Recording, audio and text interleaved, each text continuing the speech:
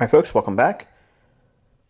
Tuesday, September 21st, 2021. This is our commentary for today. All right, so dollar index daily chart.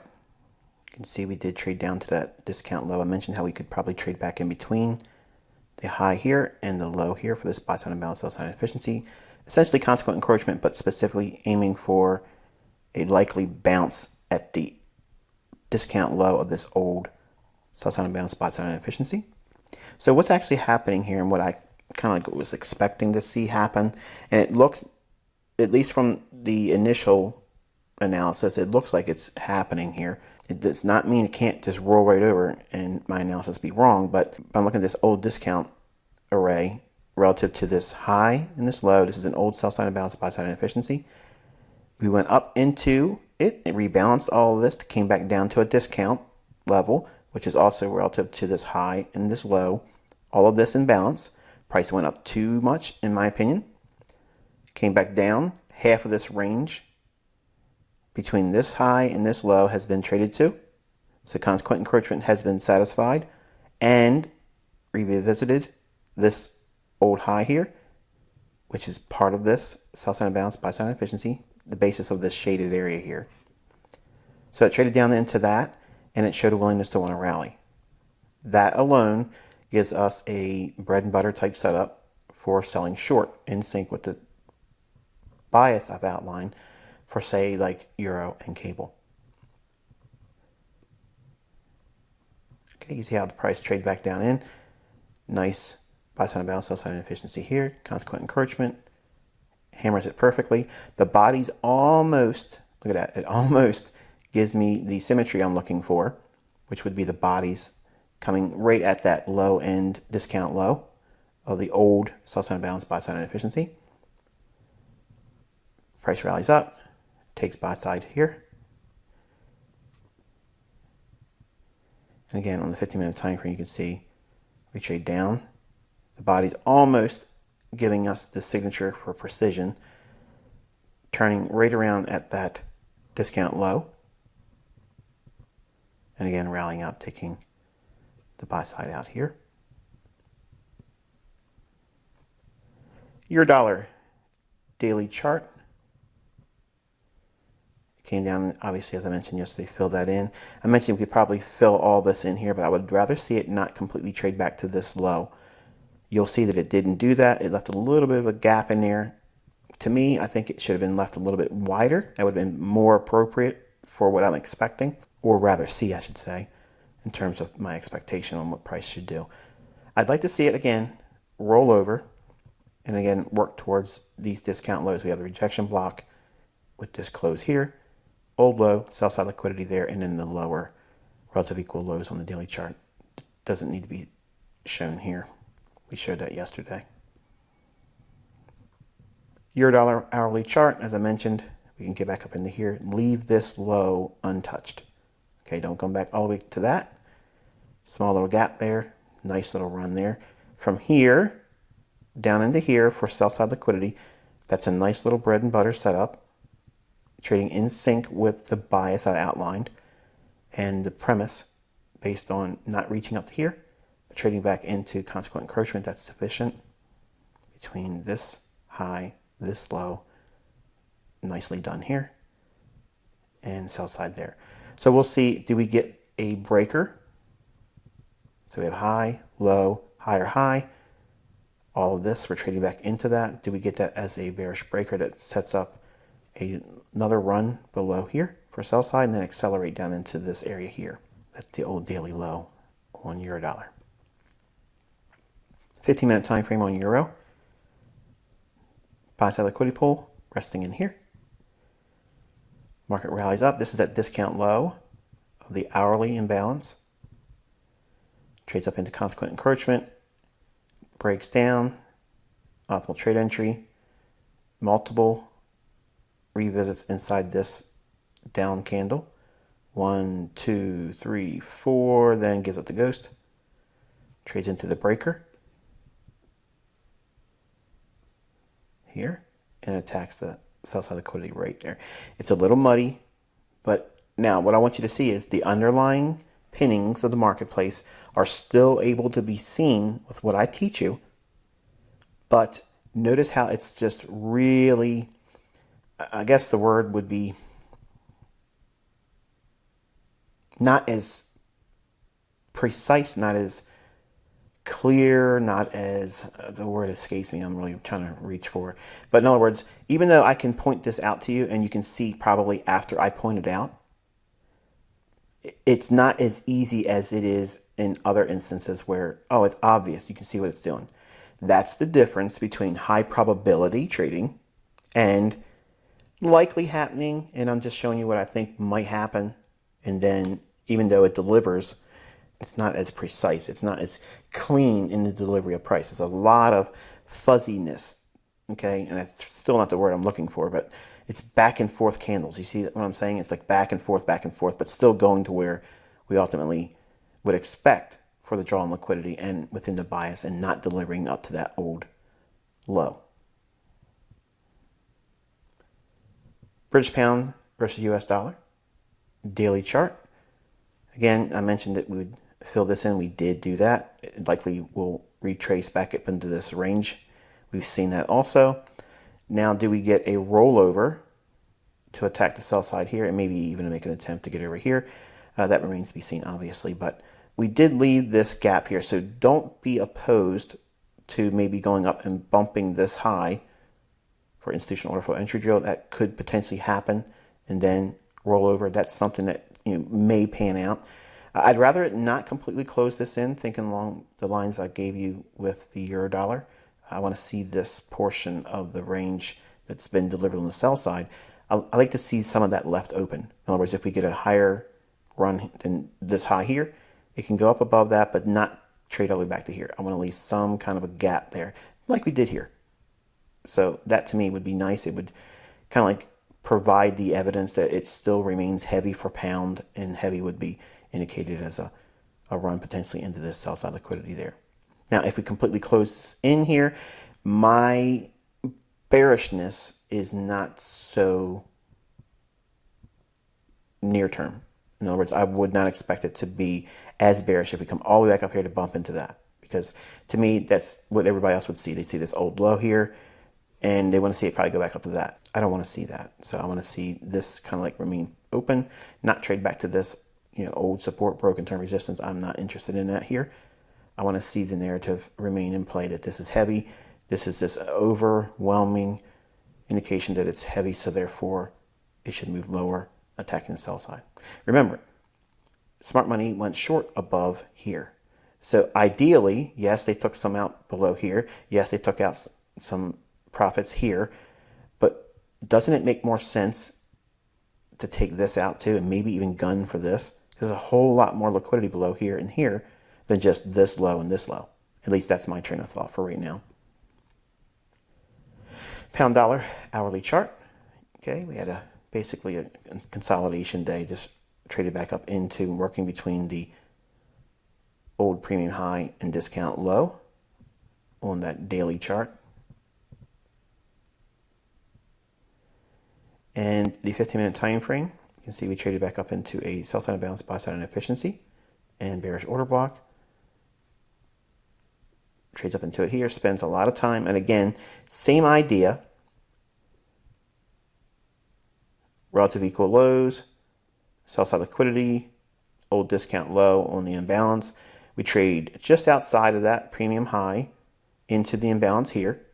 Buy side's taken, but look how long it spends time in here and then comes into it here, and then it just drifts down to take the sell side out here and attack this in here for the rejection block. So again, same idea. We would look for these types of events. Bias was bearish. We're looking for selling opportunities. All this fuzziness, okay? To me, it makes sense to say fuzzy. I don't know why, but it's just like a lot of back and forth candles. Okay, in other words, the candles aren't really like these here. These are nice. These are real nice, bold, clean looking candles. Here, it's just fuzzy. It's back and forth, back and forth. That is one of the signatures that gives you a clear indication that this whole business here, even though it delivers like we would expect, doing the very things we would expect. It's not high probability, and the delivery of price is not as clean. Okay, clean delivery is like over here where the candles are obviously just well constructed, very bold where their bodies are, and the candles, wicks, and tails are very limited in the scope of how far they expand. And you don't see a lot of back and forth on opposite ends of the candle. Notice that? Whereas over here, you got tails, you got wicks and tails, tails and wicks, and it's back and forth, even though it's still going to where we ultimately see it would likely go based on the ideas and theory I teach you.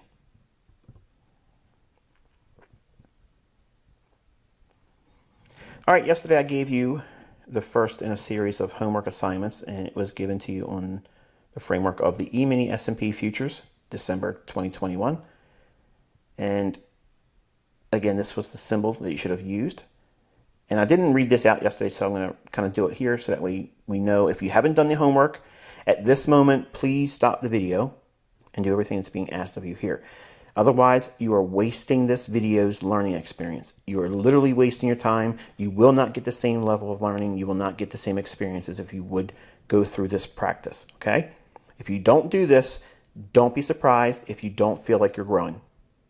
All right, so the homework assignment was to mark up all the signatures in price action on the daily, 4-hour, 1-hour, and 15-minute time frame. And I encourage you to use any and all intermarket relationships and analysis for this task.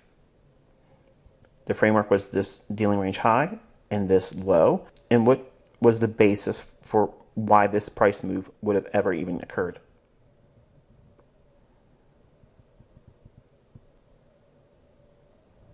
All right, first thing, we're looking at the commitment of traders, and I went to barchart.com, and I have about a year's worth of data. What I did was I pulled up barchart.com's E-mini S&P December contract for 2021, and put in the date of September 1st, 2020 to today's date, September 21st, 2021. And the high here is the highest the commercials held in their position, their net position. And this should be right on this level right there, but it's close enough for government work. The high and the low, all through here, we've been in the lower end. Okay, so from a hedging standpoint, they've been heavily net short, even though you can see it through the net sum zero line here at 0. We're already, yes, below that. I don't use this 0 referencing point all the time.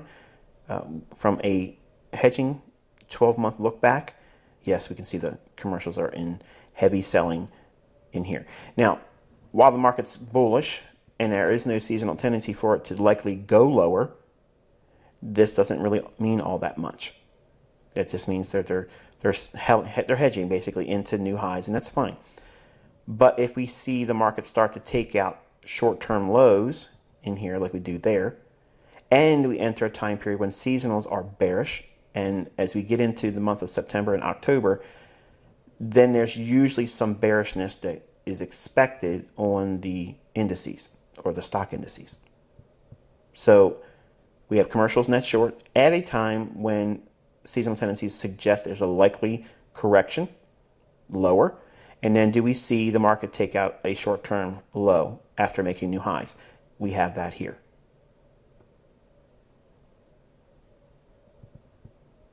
Now let's take that logic back into the daily chart. We have a down close candle here at a short-term low. Market makes new highs, and then it breaks down, taking out this short-term low at a time during September when seasonal tendencies, as I teach you in this mentorship, that there is a bearish likelihood for stock indices in September and October. Did we see new all-time highs? Yes. Did we break down this low? Yes. This down close candle becomes mitigation. We trade back up into it. Then if it's going to go lower, from this point here, where do we look for liquidity? We've already went below that, so that's not of any importance. Yes, we have it below this short-term low, which gets taken there. But more specifically, if they're going to see smart money shorting, where are they going to aim for? Well, there's a lot of liquidity below here, right? And what about this level right here that we saw a low and then a lower low and then it rallied higher? This is a rejection block. Extend that out in time. You also have a volume imbalance here, and you have the order block. So there's a lot of convergence there with the logic around the 4,300 level. That's a likelihood for reaching below this low here. So extending these levels out in time, you'll see that referenced in the lower time frames. All right, so from this low to this low projected out in time, everyone else sees this as what? A bullish trend line. I teach you that if all the framework, as I'm outlining here, bearish seasonal tendency, we had new highs, we have a break in market structure during seasonal tendencies likely being bearish. We return back to this level in here. This looks like retail is wanting to buy it. So how will they punish them? Well, they're going to go back to this midpoint for your trend line. This is where the targeted liquidity will be. The market does, in fact, break down, trades to below this low and into that old discount level around the 4,300 level.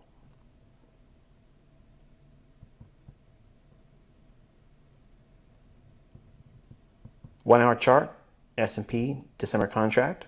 I'm showing you the high and the low of that candle just to give you the 50% mark. And I want you to see how we've traded there. Then we broke away from it. Okay. Again, what I'm showing you is, yes, we spent time in here. Yes, there's liquidity below here. The trend line is here. Retail is going to see that. I'm focusing on this candle's midpoint right in here. Again, on that daily chart, the down close candle, we're splitting that right there. And that's your mean threshold.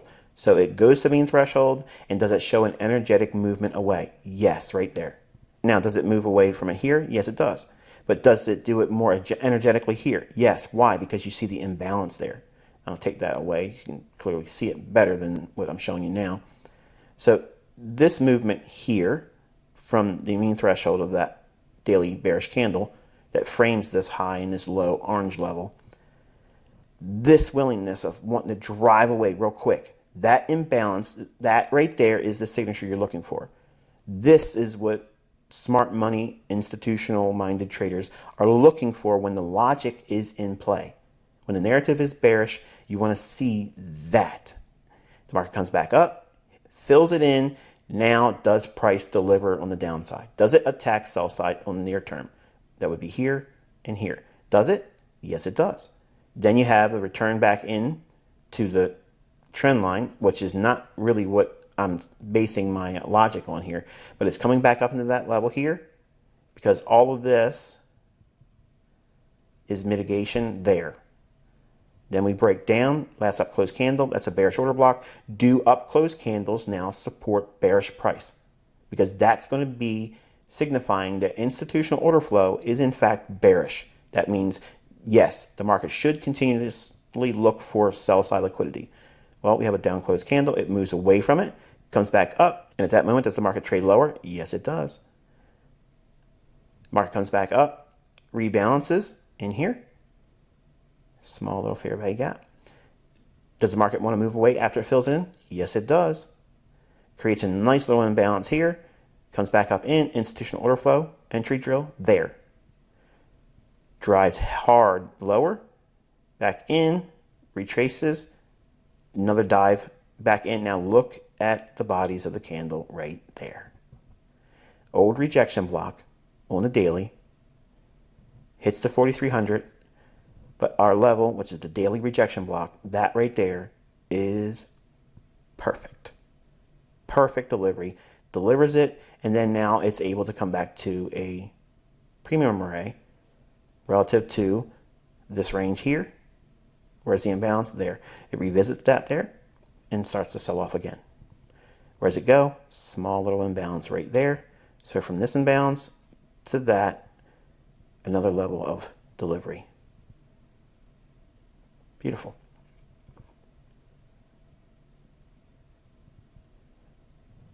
$15-minute time frame. Again, you can see the mean threshold of that daily down close candle that frames that orange level there. That's mitigation. Fills in the imbalance, sells off, trend line, not as important as we like to see the logic over here. We have a high, low, high. Look at the bodies. They're higher than this. Even though this doesn't look as clean, this would be a breaker. Down close candle, extended out in time, hits it here.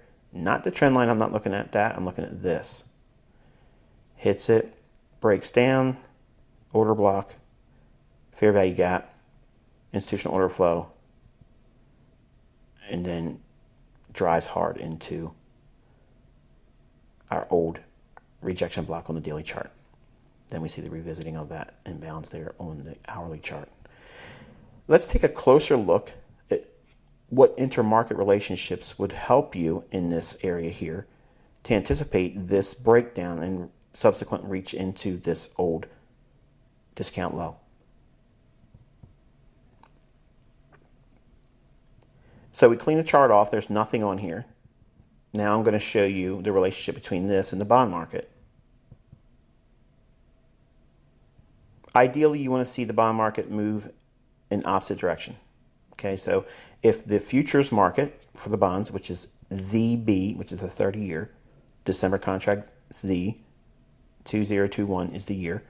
This is the line chart of the 30-year Treasury bond, December contract for 2021. I want you to notice the relationship between this low and how it's starting to trade higher here is opposite to this. This is perfect market symmetry. You want this. There are times when they will move for a very short period of time in the same direction, or one will be held in consolidation and another one's allowed to move. That is not the scope I want you to be focusing for when you're trading, because high probability trading is when you see SPOOs, which is slang for S&P mini futures or S&P futures, and the bond going opposite direction.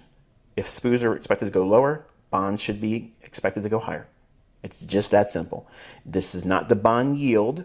It's not the interest rate itself. It's the actual futures market, because there's been some confusion in the past. I haven't been so specific in some of the lessons when it talked about bonds.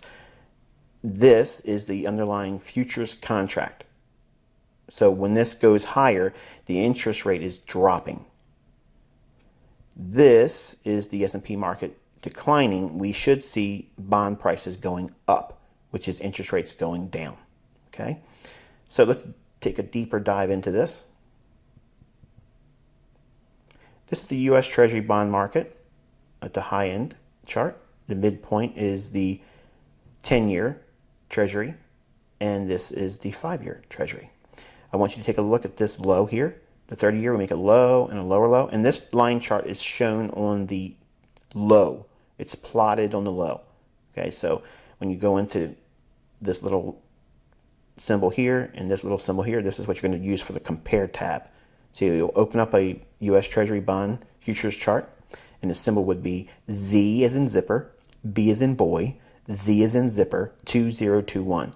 That would give you this chart here. Set it to a 15-minute time frame, and then toggle the little settings on this, or you can right click on the actual symbol where it has your candlestick and then go to settings and then plot it as a line chart and on the low. Same thing here when you use the compare tab. It would be up here somewhere on your trading view.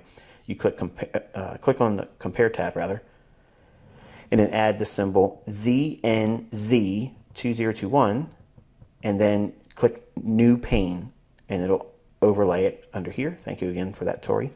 And then you add another compare tab and add in symbol ZFZ2021, and again plot this on a line basis on the low. And you'll notice that we have a lower low formed here, we have a higher low formed here, and a higher low formed there at a critical time in the 17th. And then notice what's happening here. After this occurs, after this interest rate triad divergence, SMT divergence between all of the bond market, then do we see accumulation? We have a low, a higher low. We have a low, a lower low. We have a low and a lower low. Is that SMT divergence? Yes, it is. After a key turning point, this supports bullish prices for bonds, bearish for S&P. This, my friends, is the secret sauce that makes index trading easy. So smooth, so easy, like taking candy from a baby. This is what you do as an S&P trader. Larry Williams does not teach this. Okay, I've seen everything that man has done and made public for S&P trading. This is not from him. George Angel has never done anything like this in his life. He's never wrote about it. He's never seen it before. Okay, so those are the two influencers I had in my early days in the 90s for S&P trading. And my friends, before someone else runs off air and creates some little fairy tale saying that this is somehow taken from them, it is not. Okay. Once this occurs with the framework of a seasonal tendency, a break in market structure as we outlined in the S&P market, then you start looking for these signatures here. Divergence, okay? This is a divergence, bullish. This is showing weakness, this is showing weakness. All you need is one. That cracking correlation supports the notion that this turning point should continue higher. We see it again here, lower, lower, higher.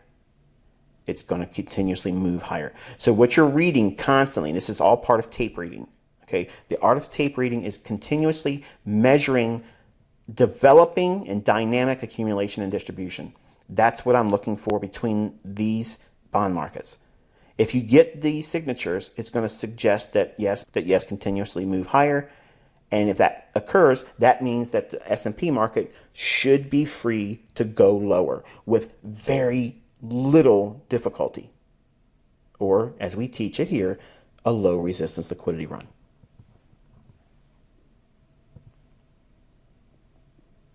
Now, let's go back into the S&P chart. Now we're at the bottom chart here is S&P, and this is the 30-year bond market. This is that turning point. We saw the divergence between the 10-year, 5-year, and 30-year. This is, again, the 30-year. Here is your return back into that little gap where it broke away from the mean threshold. You don't see it here, but I'm going to change it to a candlestick chart again. But this right there, that return back into that, filling in the fair value gap, occurs at the time when the bond market shows an S&T divergence.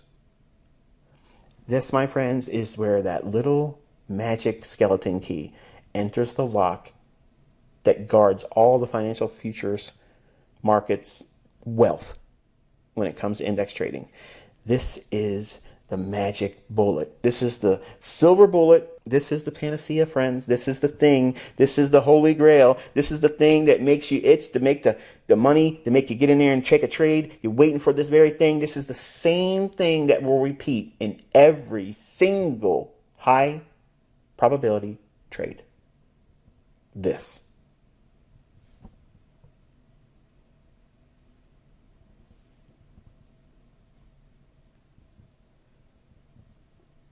Returns back into the fair value gap there when we have a divergence. If this is going to go higher, this is going to go lower. Once this achieves its objective, you no longer refer to the bond market. You stop. It might continuously flag more movement. That's fine. But you, as the institutional-minded trader, you stop. You no longer reference the bond market. You stop. You move to the sidelines and you wait to see if it does continue with a longer-term, higher time frame macro bias. Do not marry these trades in stock indices. You don't do that. You're not a trend trader. You're not trying to be in here and trying to be a large fund trader, trying to run 6-month trends. You're looking for surgical strikes that are so clean, high probability setups that once you get them and you move to the sidelines, it's so rewarding because you're literally like a guided missile. You're going in, taking it and running. And it's a beautiful thing. It's artwork. If the futures market was calling me back, in other words, if Forex said, everything goes upside down and it becomes a one world government and it's one currency and all the Forex currencies go away. Okay, and I'm talking, this is so extreme. I'm not saying it can't happen, because in my mind, the Bible does imply that's what's likely to occur. And I'm not teaching here, I'm not doing Bible studies. I'm just saying that that's the end result. And if I'm still here when that happens, number one, I'm going to be alarmed. Two, if I see it, how would I trade? I wouldn't obviously trade Forex because the pairs would be consolidated into one currency. Stock index futures will still operate like this. So that's what I would be doing. I'd go back to this.